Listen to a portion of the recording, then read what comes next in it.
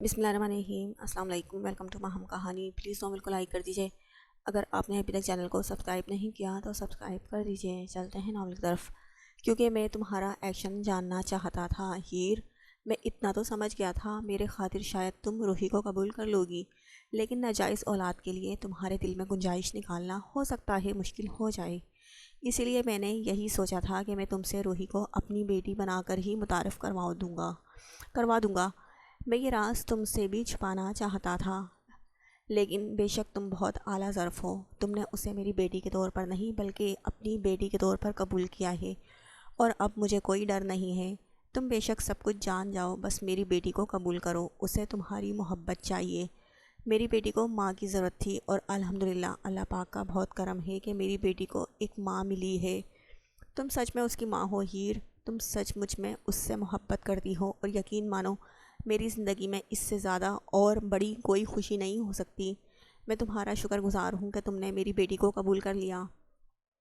میری بیٹی کو تمہاری ضرورت ہے، تمہاری جیسی ماں کی ضرورت ہے۔ اس دنیا میں کوئی بھی تمہاری جگہ نہیں لے سکتا ہیر، اس لیے میں نے تمہیں سب کچھ بتا دیا۔ میں تم سے کچھ چھپا نہیں سکتا۔ میری زندگی میں تم میری پہلی اور آخری محبت بن کر آئی ہو، اور تم سچ میں محبت کے لائق ہو۔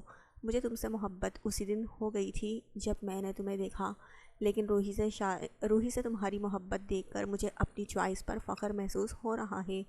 بہت شکریہ میری زندگی میں آنے کے لیے، تم نے میری زندگی کو خوشیوں سے بھر دیا ہے۔ وہ آہستہ سے اسے تھام کر اپنے سینے میں چھپا چکا تھا، جبکہ وہ جو نہ جانے کیا کیا پوچھنا چاہتی تھی، نہ جانے اس سے کون کون سی باتیں کرنا چاہتی تھی، اس کے الفاظ پر خاموش ہو گئی۔ وہ اس کے سینے سے لگے اس کے دل کی دھڑکنوں کو سن رہی تھی۔ وہ جانتی تھی کہ حالات بہت مشکل ہونے والے ہیں۔ نہ جانے ایام ان سب چیزوں کو کس طرح سے ہینڈل کرے گا، نہ جانے کیسے وہ روحی کی زندگی سے مشکلات کو ختم کرے گا، لیکن وہ ایک مضبوط سائبان تھا جو خود سے جڑے رشتوں کی حفاظت کرنا جانتا تھا۔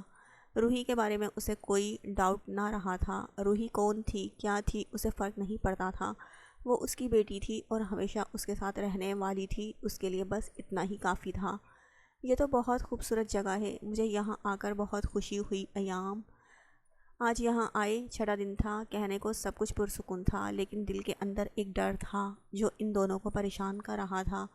ایام کو مسلسل فون آ رہے تھے جنہیں وہ اگنور کر رہا تھا۔ اس نے کہا تھا کہ وہ اپنے طریقے سے ان ساری چیزوں کو ہینڈل کرے گا، اسے پریشان ہونے کی ضرورت نہیں، لیکن وہ چاہ کر بھی اپنی پریشانی کو ختم نہیں کر پا رہی تھی۔ یہاں سوال ان کی بیٹی کا تھا جسے وہ خود سے الگ نہیں کر سکتے تھے۔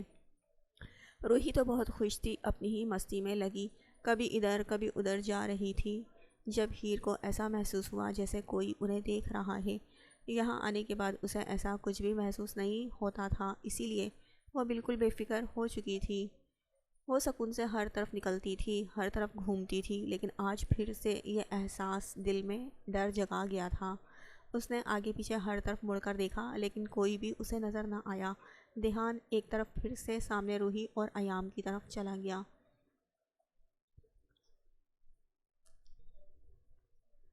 روحی اسے اپنا ٹویٹی دیتے ہوئے کوئی چیز مانگ رہی تھی، یعنی کہ زور و شور سے رشوت کا کام چل رہا تھا۔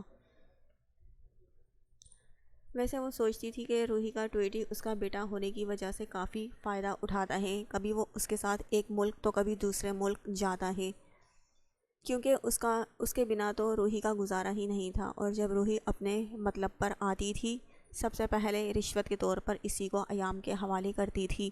بیچارہ اپنی ماں کی وجہ سے ہزاروں بار داؤ پر لگ چکا تھا، اور ایام ہر بار اسے اس سے لے لیتا، لیکن رات ہوتے ہی وہ اسے واپس کر دیتا تھا، کیونکہ وہ یہ بھول چکی ہوتی تھی کہ وہ اس کے بدلے کچھ اور لے چکی ہے۔ اس وقت بھی روحی ایام کو لالچ دے رہی تھی، اور اس کے بدلے اپنا سب سے قیمتی خزانہ یعنی اپنا بیٹا ٹویٹی اس کے حوالے کر رہی تھی۔ ایام پوری طرح سے سوچنے کی ایکٹنگ کرتے ہوئے بالآخر مان ہی گیا تھا۔ اس کے لبوں پر مسکراہٹ دوڑ گئی تھی، کیونکہ اس کی بیٹی نے اپنے باپ سے ایک نہیں بلکہ دو دو آئس کریم کی فرمائش کی تھی، ایک اپنے لیے اور ایک ہیر کے لیے۔ بے شک اس نے یہ آئس کریم اپنے بیٹے کو بیچ کر حاصل کی تھی، لیکن اپنی ماں کے لیے وہ آئس کریم لے آئی تھی۔ ابھی تھوڑی دیر پہلے کی بات تھی جب راستے میں اس پارک کی طرف آتے ہوئے اس نے آئس کریم کھائی تھی۔ ایام اسے ہر چیز ایک لمٹ میں ہی دیتا تھا، لیکن ٹویٹی کے لالچ میں آ کر اس نے روحی کی بات مان لی تھی، کیونکہ اسے ٹویٹی جیسا پیارا بیٹا چاہیے تھا۔ اور اب وہ دونوں سامنے والے شاپ سے 2 آئس کریم لے کر آئے تھے، جو اس نے خوشی خوشی ایک دوسرے کے حوالے، ایک اس کے حوالے کر دی تھی اور ایک خود بیٹھ کر کھانے لگی تھی، جبکہ ایام اپنے ہاتھ میں موجود ٹویٹی کو اپنے سینے سے لگائے چپ کروا رہا تھا، کیونکہ بقول روحی کے وہ اپنی ماں سے دور ہوتے ہی رونے لگ گیا تھا۔ روحی کو اس کا احساس کرنا تھا، لیکن 10 منٹ کے بعد جب وہ آئس کریم کھا کر فارغ ہو جائے گی تب۔ جبکہ ایام کو یہ فکر کھائی جا رہی تھی کہ اس کی ماما کی آئس کریم ختم ہوتے ہوتے کہیں ٹویٹی اپنا ڈائپر نہ گندا کر دے۔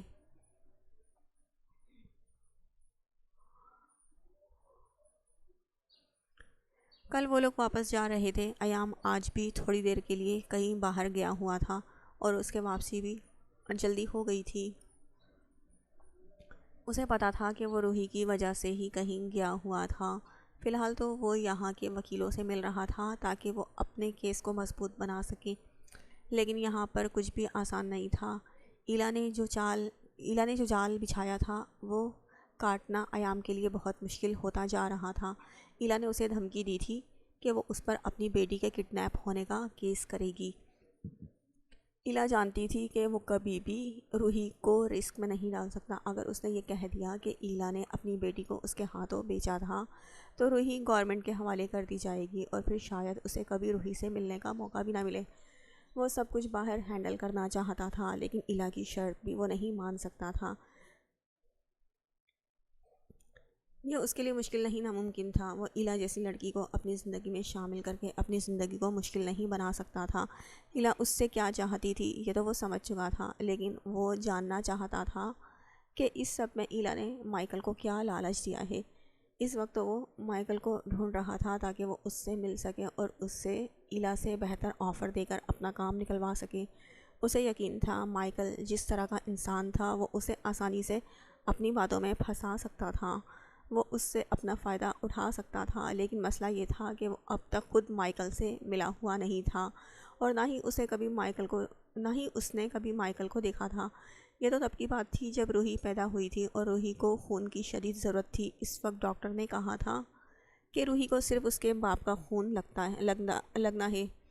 ایام تو اپنی بیٹی کے لیے جان دے سکتا تھا، وہ خون سے کیسے انکار کرتا، لیکن جب اس کا خون لیا گیا تو وہ روحی سے میچ ہی نہیں ہوا۔ تب جا کر اس کے ڈی این اے ٹیسٹ ہوئے تو اسے پتہ چلا کہ وہ اس کی بیٹی ہی نہیں۔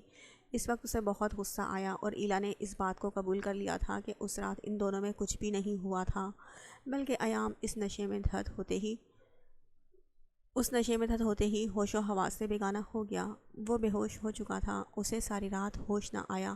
ایلا نے اس کی ڈرنک میں جو نشہ ملایا تھا وہ بہت زیادہ اسٹرانگ تھا، جس کی وجہ سے وہ اپنے مقصد میں کامیاب نہیں ہو سکی تھی، لیکن تبھی اس کی زندگی میں مائیکل نامی آدمی آ گیا تھا۔ ایام سے پیچھا چھڑا کر وہ مائیکل کے ساتھ اپنی زندگی میں مگن ہو گئی تھی، لیکن ان لوگوں کا ریلیشن شپ زیادہ دن تک نہیں چل سکا اور مائیکل نے 1 آدھ مہینے میں ہی اس سے بریک اپ کر لیا۔ ایلا پریگننٹ تھی اور وہ یہ بچہ بالکل بھی نہیں چاہتی تھی۔ اس وقت اسے کوئی بھی ایسا انسان نہیں مل رہا تھا جس کی مدد سے وہ ابارشن کروا سکے، اس لیے اس نے ایک بار پھر سے ایام سے مدد لینے کے بارے میں سوچا۔ وہ ایام کے پاس آئی اور اس سے کہہ دیا اس کا بچہ ہے، وہ جو پہلے ہی اپنے ضمیر کی ملامت میں قید تھا، اس کے بعد پر پورا ایمان لے آیا اور اس بات کو قبول کر لیا کہ ایلا کی کوکھ میں اس کا بچہ پل رہا ہے۔ ایلا نے جب اسے یہ بتایا کہ ابارشن کروانا چاہتی ہے اور اسے پیپر پر اس کے سائن کی ضرورت ہے تو اس نے انکار کر دیا، کیونکہ وہ اتنا بڑا گناہ ہرگز نہیں کر سکتا تھا۔ وہ ایلا اور اپنے رشتے کو جائز بنانا چاہتا تھا۔ اس نے اسے شادی کے لیے بھی آفر کر دی تھی، لیکن اس وقت ایلا کی سوچ یہ تھی کہ وہ ایک مسلمان مرد کے ساتھ ساری زندگی نہیں گزار سکتی ہے جو اسے دوسری سانس بھی نہ لینے دے۔ اس نے شادی سے صاف انکار کر دیا، یہاں تک کہ وہ بچہ بھی نہیں رکھنا چاہتی تھی، لیکن ایام نے اسے ایک اچھی خاصی رقم کی آفر کی۔ 9 مہینے روحی کو اپنے پیٹ میں رکھ کر جنم دینے پر اسے اتنی رقم مل رہی تھی کہ وہ آسانی سے اپنی زندگی گزار سکتی تھی۔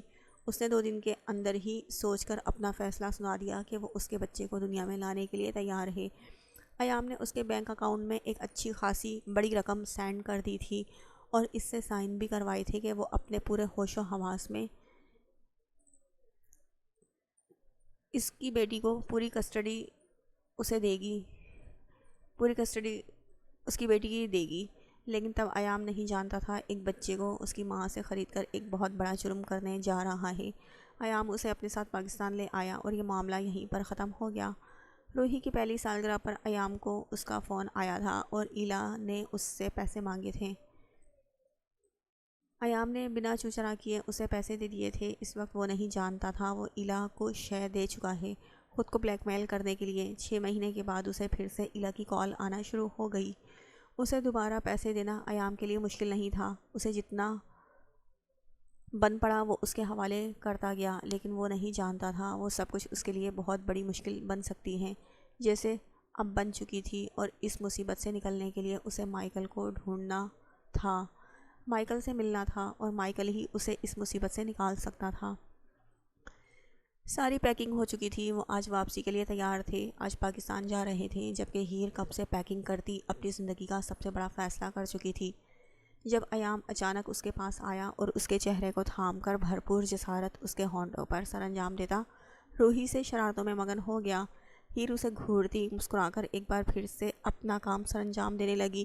روحی تو بہت خوش تھی، اپنے گھر واپس جا رہی تھی کیونکہ اسے جہاز پر بیٹھنا تھا، جبکہ ہیر کا تو سارا دھیان ہی ایام پر تھا، جس کی پریشانی ابھی ختم نہیں ہوئی تھی۔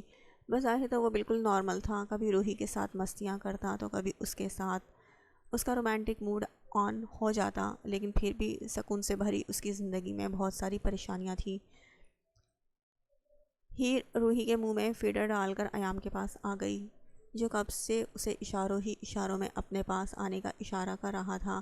روحی کو سوتے پا کر وہ اس کا ہاتھ تھام کر اسے اپنی طرف کھینچتے ہوئے اس کے چہرے پر جا بجا اپنے لبوں کا لمس چھوڑنے لگا تھا، جب ہیر نے اچانک ہی اپنی بات شروع کر دی۔ ایام، میں نے فیصلہ کیا ہے، میں نے سوچا ہم ایلا کی ڈیمانڈ کو پورا کرتے ہیں، میرا مطلب ہے کہ وہ آپ سے اور تو کچھ نہیں مانگتی، صرف یہ چاہتی ہے کہ آپ اس سے شادی کر لیں اور وہ اپنی زندگی کو سکون سے جی سکے۔ ہو سکتا ہے وہ شادی کے بعد بدل۔ تمہارا دماغ خراب ہو گیا ہے؟ تم یہ کیا بکواس کر رہی ہو؟ کیا تمہیں میں اتنا گرا پڑا لگتا ہوں کہ ایک ایسی عورت جو ہر دوسرے مرد کے ساتھ اپنی راتیں رنگین کرتی ہے، اسے اپنے نکاح میں لے کر ساری زندگی کے لیے خود کو گنہگار کر لوں؟ کیا لگتا ہے تمہیں وہ تمہاری جیسی ہے جو خود کو صرف ایک مرد کے ساتھ باندھ کر رکھے گی؟ کیا سمجھتی ہو تم اسے کیا سمجھتی ہو تم؟ اس نے جس کے ساتھ میری بیٹی کو پیدا کیا ہے وہ خود بھی نہیں جانتی تھی اس کے بچے کا باپ کون ہے، اور تم مجھے کہتی ہو میں اس کی مانگ کو پورا کر کے اسے اپنے نکاح میں رکھوں؟ میں اس کے منہ میں ساری زندگی نوٹ ڈال سکتا ہوں، لیکن اسے اپنے نکاح میں نہیں رکھ سکتا۔ میں نے اسے شادی کی آفر کی تھی کیونکہ تب میں اپنی بیٹی کو ایک جائز زندگی دینا چاہتا تھا، اسے دنیا میں ایک مقام دینا چاہتا تھا۔ میں یہ سوچتا تھا وہ میری اولاد ہے، لیکن ایسا نہیں ہے۔ نہ جانے کتنے بوائے فرینڈ سے انکار سن کر وہ میرے پاس آئی تھی۔ پتہ نہیں کس کس کو جا کر اس نے یہ کہا تھا کہ وہ اس کے بچے کی ماں بننے والی ہے، اور تم کہہ رہی ہو میں اس کی ڈیمانڈ پوری کر دوں؟ ہو سکتا ہے وہ بدل جائے، آپ کو اسے موقع دینا چاہیے، یہ ہماری بیٹی کی زندگی کا سوال ہے، آپ پیچھے نہیں ہٹیں۔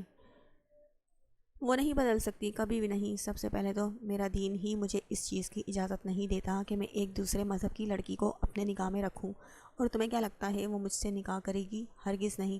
وہ جس شادی کو شادی کہتی ہے میں اسے شادی نہیں مانتا، میں نہیں شامل کر سکتا اس لڑکی کو اپنی زندگی میں، کبھی نہیں۔ اور اب اپنے دماغ سے ہر طرح کی فضول سوچ نکال کر فی الحال صرف اور صرف واپسی پر دھیان دو۔ ہم پاکستان جا رہے ہیں اور میری کچھ اچھے وکیلوں سے بات بھی ہو چکی ہے، وہ اس مسئلے کو حل کر دیں گے، اور ویسے بھی فی الحال میں اس آدمی کو ڈھونڈ رہا ہوں جس کے بلبوتے پر ایلا نے اتنا بڑا قدم اٹھایا ہے۔ وہ اسے سمجھاتے ہوئے اس کے لبوں پر جھک گیا تھا۔ اس وقت اسے ہیر کی ضرورت تھی، وہ خاموشی سے اس کی شدتوں کو برداشت کرنے لگی تھی۔ جہاز کا سفر شروع ہو چکا تھا، وہ پاکستان جا رہے تھے۔ ایئرپورٹ تک ان کا فون بجتا رہا، لیکن فلائٹ کے اندر آتے ہی اس نے اپنا فون بند کر دیا تھا۔ وہ ہر ٹینشن، ہر پریشانی یہیں چھوڑ کر جانا چاہتا تھا۔ ہیر اس کے کندھے پر سر رکھے آنکھیں موندے ہوئی تھی جب اسے محسوس ہوا کہ کوئی اسے دیکھ رہا ہے۔ اس نے آنکھیں کھولی تو سامنے کی طرف جو 4 سیٹ چھوڑ کر اسے ایک آدمی آگے کی طرف دیکھتا نظر آیا۔ اسے دیکھتے ہی اس کے اندر خوف کی ایک لہر سی دوڑ گئی تھی، شاید یہ وہی آدمی تھا جسے اس نے مانچسٹر میں لفٹ میں دیکھا تھا، اور پھر لندن میں بھی اسے شک ہوا تھا کہ کوئی ہے جو ہر جگہ اس کا پیچھا کر رہا ہے۔ وہ اسے دیکھے جا رہی تھی جب اس نے ایک بار پھر سے مڑ کر اس کی طرف دیکھا، پھر شک یقین میں بدل گیا تھا۔ یہ وہی شخص تھا اور یقیناً یہ اس کا پیچھا کر رہا تھا۔ اسے ایک نظر ایام کی طرف دیکھا اس نے ایک نظر ایام کی طرف دیکھا جو روحی کے ساتھ بادلوں کو دیکھ رہا تھا اور ساتھ ہی اس کی کہانی بھی سن رہا تھا جس میں وہ بادلوں پر بیٹھی ہوئی تھی۔ اس کی کہانی کافی دلچسپ تھی جو ایام مزے سے سن رہا تھا، جبکہ ہیر اپنی تیز تیز دھڑکتے دل کو قابو میں کرتی ایام کی طرف متوجہ ہوئی تھی۔ اس نے خود کو اس خوف سے نکال کر پرسکون کرنا چاہا۔ شاید ایام ٹھیک کہتا تھا، وہ بہت زیادہ سوچنے لگی ہے۔ ممکن تھا اس کا تعلق بھی پاکستان سے ہو اور ان کے ساتھ واپس اپنے ملک جا رہا تھا۔ شاید اسے غلط فہمی ہوئی تھی اور شاید اسے مڑ کر بھی اس لیے دیکھ رہا تھا کہ وہ بھی اسے پہچان چکا تھا، یا پھر کوئی اور وجہ تھی۔ ہیر کچھ نہیں سوچنا چاہتی تھی، لیکن اس نے فیصلہ کیا تھا کہ روحی کے سوتے ہی وہ ایام کو اس کے بارے میں ضرور بتائے گی۔ ہیر نے سوچا تھا کہ وہ ایام سے اس آدمی کے بارے میں بات کرے گی اور اسے بتائے گی کہ اسے اس آدمی پر شک ہے، لیکن وہ ایسا نہیں کر پائی تھی کیونکہ وہ آدمی نہ تو دوبارہ اس کی طرف دیکھ رہا تھا اور نہ ہی اسے ایسا محسوس ہوا تھا کہ وہ اس پر نظر رکھے ہوئے ہیں، بلکہ وہ آدمی تو اپنے ہی آپ میں مگن تھا، شاید تنہا تھا، اسی لیے ہر طرف نظر دوڑا رہا تھا۔ لیکن ہیر کا شک اب ختم ہو چکا تھا، کیونکہ تھوڑی دیر پہلے ایام فریش ہونے کے لیے واش روم گیا تو اس کا سارا دھیان اسی آدمی پر تھا جو صرف اور صرف اپنے آپ میں ہی مگن تھا۔ اس نے ایک بار بھی پیچھے کی طرف مڑ کر نہیں دیکھا تھا۔ ہیر سمجھ چکی تھی کہ یہ سب کچھ صرف اس کی غلط فہمی ہے اور کچھ بھی نہیں۔ وہ غلط فہمی کا شکار تھی۔ وہ نہ جانے اس آدمی کے بارے میں کیا کیا سوچتی تھی کہ اگر اس آدمی کو پتہ چل جاتا تو وہ سچ میں شرمندہ ہو جاتی۔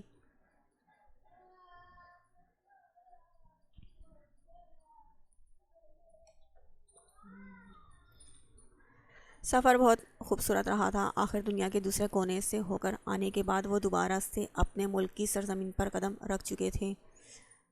ہم محب وطن بھی کمال ہوتے ہیں، ہمیں اور کسی جگہ وہ سکون نہیں ملتا جو سکون اپنی سرزمین پر ملتا ہے۔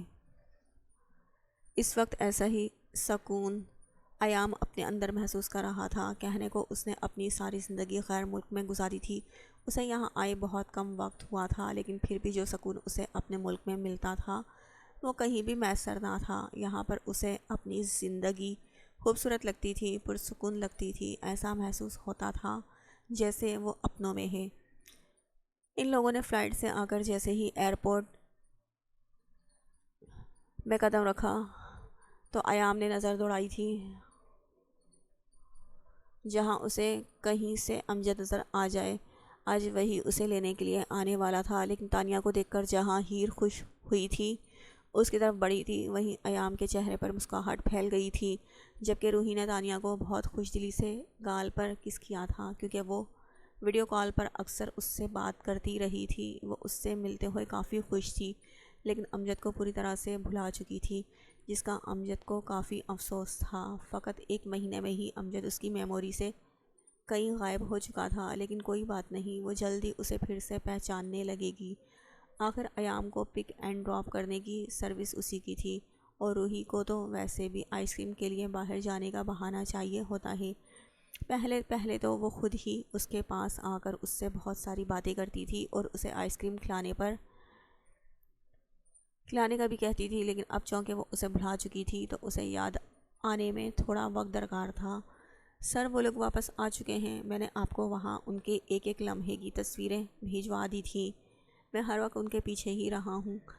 پہلے ان لوگوں نے ایک ہفتے تک مانچسٹر میں قیام کیا اور اس کے بعد وہ لوگ لندن میں چلے گئے، وہاں بھی وہ ایک ہفتے تک رہے اور اب پاکستان واپس آ چکے ہیں۔ لیکن سر مجھے ایک ایسی بات پتہ چلی ہے جو آپ کے لیے کافی فائدہ مند ثابت ہو سکتی ہے، وہ تجسس بھرے انداز میں بتانے لگا۔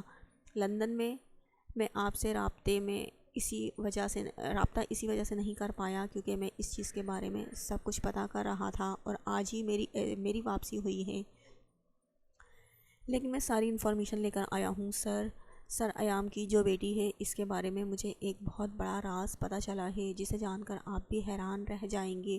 وہ بہت رازدارانہ انداز میں بول رہا تھا، لیکن اسے دوسری طرف سے کوئی دلچسپی محسوس نہ ہوئی۔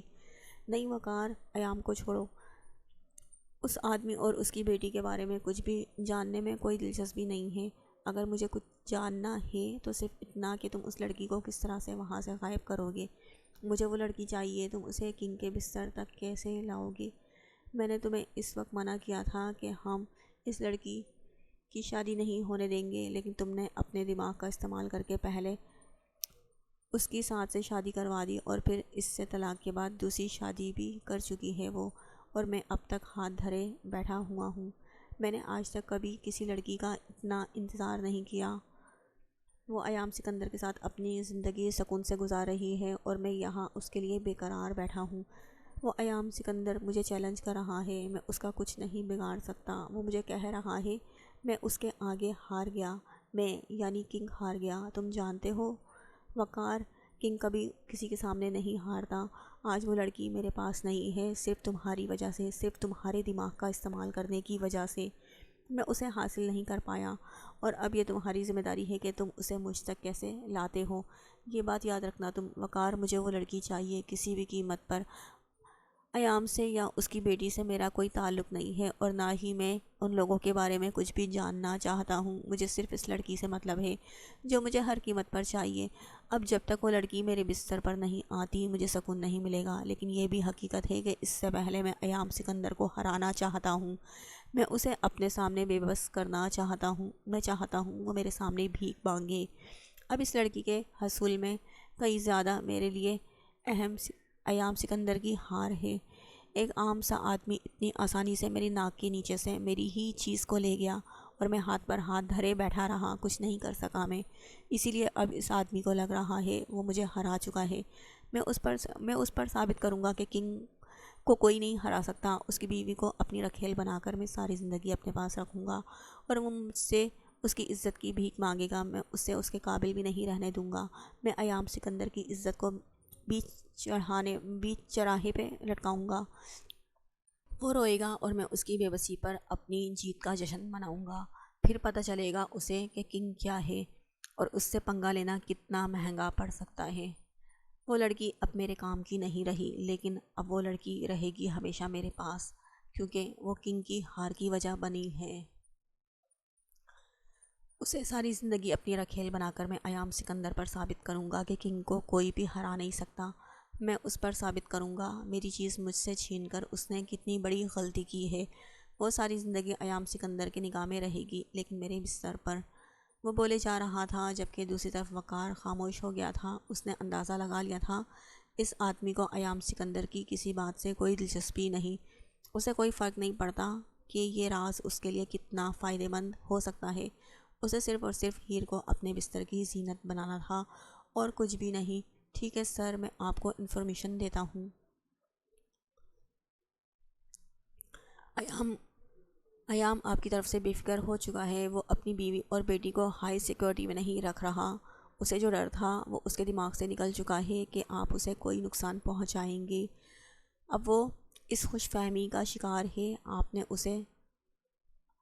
نے اپنے راستے بدل لیے ہیں، اور یہ بہترین وقت ہے اسے بتانے کا کہ آپ کبھی بھی کچھ بھی کر سکتے ہیں۔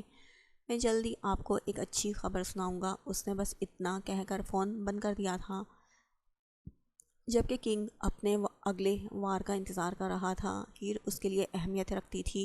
وہ ہیر کو اپنی زندگی میں لانا چاہتا تھا، لیکن اب اس کے لیے سب سے اہم تھا ایام سکندر کو بتانا کہ کنگ کیا چیز ہے۔ اس کے ساتھ پنگا لے کر زندگی کی بہت بڑی غلطی کی ہے۔ وہ اسے بے بس کر دینا چاہتا تھا، اتنا بے بس کہ وہ کنگ کے سامنے پھڑپڑا بھی نہ سکے۔ وہ اسے ہر کسی کی نظروں میں گرا دینا چاہتا تھا۔ وہ اس پر ثابت کرنا چاہتا تھا کہ وہ اس کی بیوی کے ساتھ کچھ بھی کر سکتا ہے، اور وہ کنگ کے خلاف کچھ بھی نہیں کر سکتا۔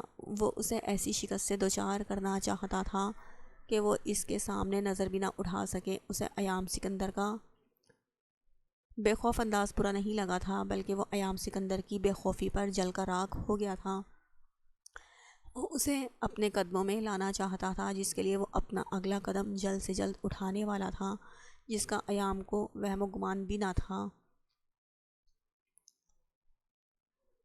وہ گھر پہنچے تو تانیہ اور میری ہر چیز تیار کر چکی تھی۔ وہ صبح سے ان کے واپس آنے کا انتظار کر رہے تھے۔ ایام کو آج پہلی بار محسوس ہوا کہ امجد، مس میری اور مس تانیہ صرف ان کے ورکرز نہیں بلکہ ان کی فیملی کا حصہ ہیں، جو ان لوگوں کو اپنی فیملی سمجھتے ہیں۔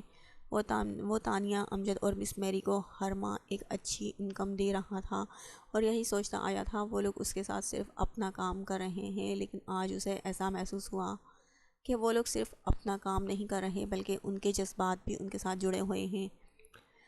آج گھر میں قدم رکھتے ہی اسے پہلی بار ایسا محسوس ہوا وہ اپنے گھر میں ہی نہیں بلکہ ایک ہنستے کھیلتے گھرانے میں قدم رکھ رہا ہے، اور یہ سب کچھ ممکن ہو سکا تھا صرف ہیر کی وجہ سے، جو ہر انسان کو اپنے ساتھ جوڑ لیتی تھی۔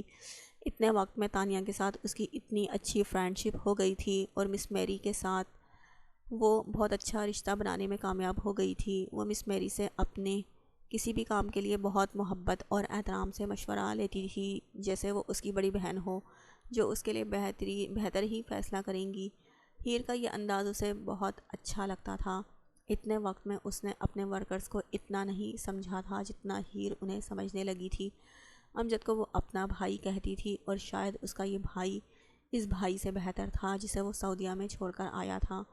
ہیر اس سب کے لیے بہت خوبصورت تحفے ان سب کے لیے بہت خوبصورت تحفے لے کر آئی تھی اور ایام نے اس چیز پر بھی زیادہ دھیان نہیں دیا تھا، لیکن ہیر نے بہت محبت سے ان سب کے لیے تحفے خریدے تھے، جنہیں دیکھ کر ان سب نے بہت خوشی سے اس کے تحفوں کو قبول کیا تھا۔ اسے افسوس ہو رہا تھا وہ ہر 2-3 مہینوں کے بعد کہیں نہ کہیں جاتا تھا، لیکن اس نے کبھی کسی کے لیے کچھ بھی نہیں خریدا تھا، لیکن اب اسے فکر نہ تھی کیونکہ یہ سارے کام کرنے کے لیے ہیر آ چکی تھی۔ وہ اسے مزید کسی کے سامنے شرمندہ نہیں ہونے دے گی۔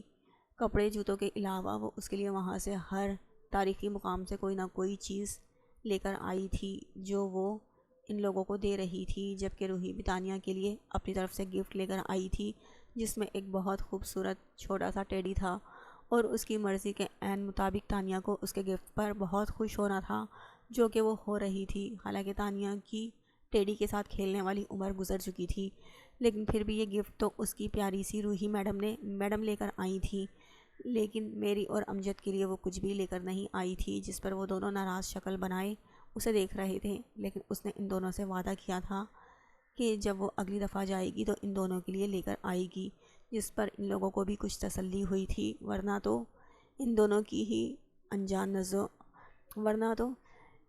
ہی انجان نظروں سے دیکھ رہی تھی، بلکہ پہچان میں بھی نہیں آ رہے تھے یہ دونوں اس کی کہاں رہ گئیں یہ محترمہ، کمرے میں تو تشریف لائیں، مجھے تو لگتا ہے آج اس نے کمرے میں آنا ہی نہیں۔ وہ روحی کو سلا چکا تھا جبکہ اس کے کمرے میں آنے کا انتظار کر رہا تھا، لیکن وہ تو نہ جانے کیا کر رہی تھی۔ ابھی تک تانیہ بھی یہیں پر تھی۔ تھوڑی دیر پہلے امجد نے کہا تھا وہ تانیہ کو چھوڑنے کے لیے جائے گا، لیکن اب تک اسے گاڑی سٹارٹ ہونے کی آواز نہیں آئی تھی۔ پتہ نہیں اس نے کمرے میں کب آنا تھا۔ اب تو اسے بھی ہلکی ہلکی نیند آنا شروع ہو گئی تھی، لیکن آج اس کی بیوی کہاں پھنس گئی تھی۔ اس کا دل چاہا وہ نیچے جا کر ایک بار دیکھ آئے ابھی تک وہ مس میری اور تانیہ سے فارغ ہوئی کہ نہیں، لیکن پھر یہ سوچ کر کہ آنا تو اسے اسی کمرے میں ہے، وہ صبر کا کڑوا گھونٹ پی کر اس کا انتظار کرنے لگا تھا۔ شکر ہے خدا کا محترمہ کمرے میں تشریف تو لائی، ورنہ آج تو میں اپنی بیوی کی شکل دیکھنے سے بھی محروم ہو گیا تھا۔ یہ کیا طریقہ ہے بیوی اپنے شوہر کے ساتھ کوئی ایسا کرتا ہے؟ یہاں پچھلے 2 گھنٹوں سے روحی کو سلا کر میں تمہارے آنے کا انتظار کر رہا ہوں اور تم ابھی تشریف لا رہی ہو۔ بے وفا، ظالم، انتہائی نکمی بیوی ہو تم۔ مجھے اس طرح سے انتظار کروا کر کون سا تمغہ حاصل کیا ہے تم نے؟ دکھاؤ مجھے۔ میرا بالکل بھی ارادہ نہیں تھا تم سے بات کرنے کا، بلکہ میں تو پکا ناراض ہونے والا تھا تم سے، لیکن پھر کیا کروں؟ تمہاری معصوم شکل دیکھ کر مجھے تم پر ترس آ جاتا ہے۔ مجھے منانا تمہارے بس سے بھی تو باہر ہے نا۔ اتنا تو شرماتی ہو تم کہ میں تم سے رومانٹک انداز میں خود کو منانے کی فرمائش بھی نہیں کروا سکتا۔ وہ اس کے کمرے میں قدم رکھتے ہی اس کی طرف آتے ہوئے ایک جھٹکے میں اپنے قریب کرتا، اس کے دونوں گالوں پر چٹاچٹ بوسہ دیتا اپنے ہی انداز میں شروع ہو چکا تھا۔ صبر صبر صبر، یہ آپ کیا وداؤٹ بریک شروع ہو گئے ہیں؟ اتنے دنوں سے میں آپ کے ساتھ ہی تو تھی نا۔ اگر آج تھوڑا سا وقت میں نے اپنی بہنوں کے ساتھ گزار لیا تو کیسے آگ لگ گئی ہے جناب کو، اور میں کیوں مناؤں گی آپ کو رومانٹک انداز میں، بلکہ آپ مجھ سے ناراض ہی کیوں ہوں گے؟ خبردار جو منہ بنا کر بیٹھے، اتنے دنوں سے آپ کے ساتھ ہی تھی، اور آپ کی یہ سڑی ہوئی شکل اتنے دنوں سے دیکھ کافی بوریت محسوس کر رہی ہوں۔ مجھے فریش شکلیں دیکھ کر اپنا موڈ بھی تو فریش کرنا تھا۔ وہ نخرے دکھاتی ہوئی شیشے پر سے لوشن اٹھا کر اپنے پیروں کو مساج کرنے لگی۔ یہ ایام کی توجہ ہی تھی جو ہیر کو اپنا آپ نکھارنے پر مجبور کرتی تھی۔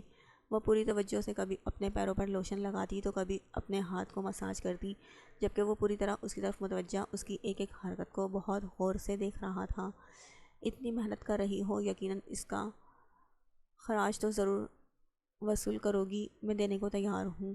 دل و جان سے وہ اس کے ہاتھوں کی حرکت کو دیکھتے بہکے بہکے انداز میں بولا، مجھے کچھ نہیں چاہیے جناب، میں اپنی ایک بھرپور نیند لینا چاہتی ہوں۔ وہ مزے سے کہتی، لوشن واپس اپنی جگہ پر رکھتی بیڈ پر آ کر لیٹنے لگی تھی، جب اچانک ایام نے اسے اپنی طرف کھینچ لیا۔ نہ جانے من اتنی محنت کی ہے نا تو تمہیں کیسے بے مراد لوٹنے دوں؟ اتنی محنت کی ہے نا تو تمہیں کیسے بے مراد لوٹنے دوں؟ میں تو تمہارے ساتھ اتنی بڑی ناانصافی ہرگز نہیں کر سکتا۔ اس کے ہونٹوں پر اپنے لب رکھتے ہوئے وہ پوری طرح سے بہکے ہوئے انداز میں بولا تھا۔ سامنے والے کو اگر خراج کی ضرورت نہ ہو تو اس کا شدت سے بھرا لمس اپنی گردن پر محسوس کرتی وہ اس کے سینے پر انگلی چلاتے ہوئے بولی، تو بھی تمہارے معاملے میں بالکل بھی ناانصافی نہیں کر سکتا۔ وہ مسکراتے ہوئے اس کے ہونٹوں کو قید کرتا اس کی بولتی بند کر گیا تھا، اور اس کے بعد وہ اسے ساری رات اپنے انداز میں سراہتا رہا۔ محبتوں کے معاملے میں تو وہ خزانے رکھتا تھا۔